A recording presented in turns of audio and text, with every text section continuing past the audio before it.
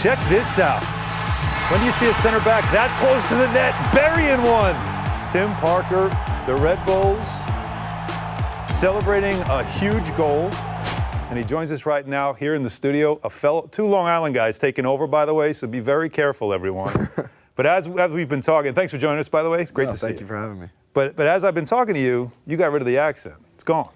No, you can't tell me that. You can't tell me that. I used to get that in Canada all the time. People would tell me that I had a strong New York accent, so that made me feel good. Right. Like I think you do let it go when you're away in other places. Like when you were in Vancouver, and you start to be around Canadians. I don't know if you picked up any of the A or any of that stuff. No, I used to make fun of a couple of my teammates for having it, and especially in the media, I would make fun of them for doing it.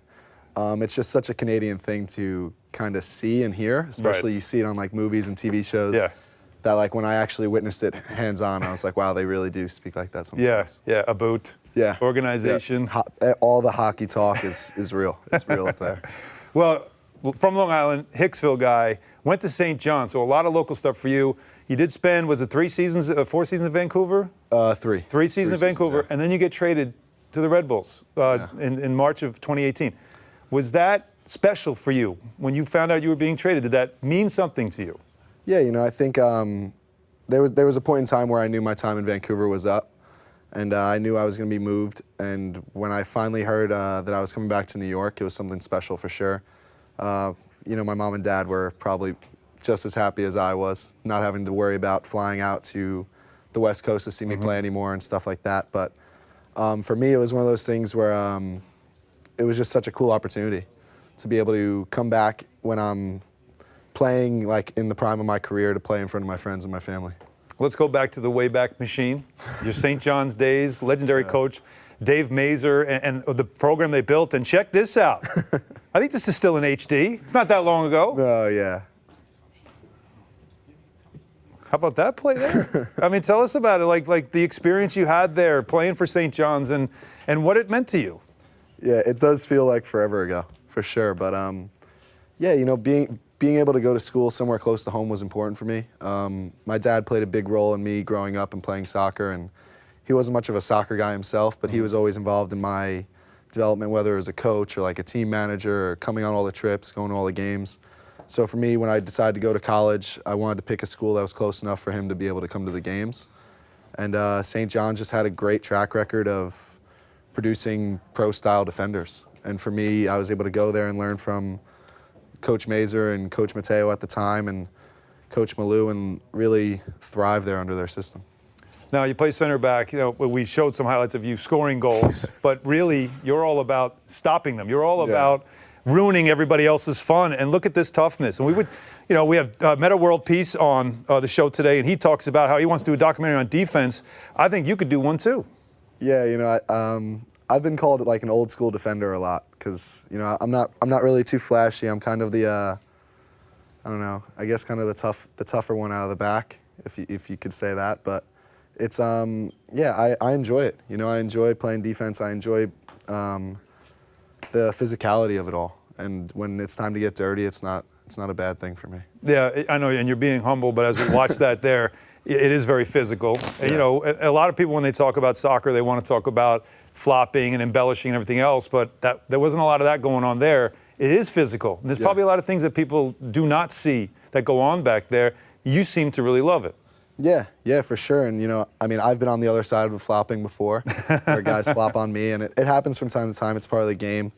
But yeah, I think for me, just being able to kind of force, being able to be an enforcer, like the enforcer kind of role in hockey is one that people don't really want to be around. And for a defender, if you don't want to be around me, then it makes my job a little bit easier. All right, you're the guy they don't want to play against, right?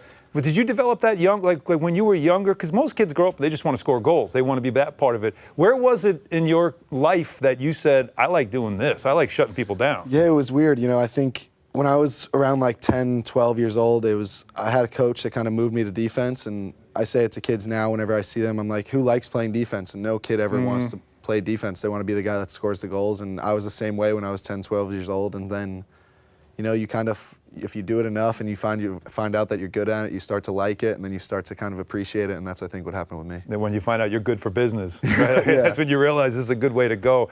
You told me you have a couple of caps, national team, no World Cup. Obviously, 2018 was a major disappointment. We ask everybody this because as Americans, you want to see, you know, the men's team thrive and do well on the world stage. What do you think the national team needs to do? Yeah, you know, I think the newly appointed coach, Greg Berhalter, I think he's going to do the right things. I think he has a good mentality of that this isn't a quick fix.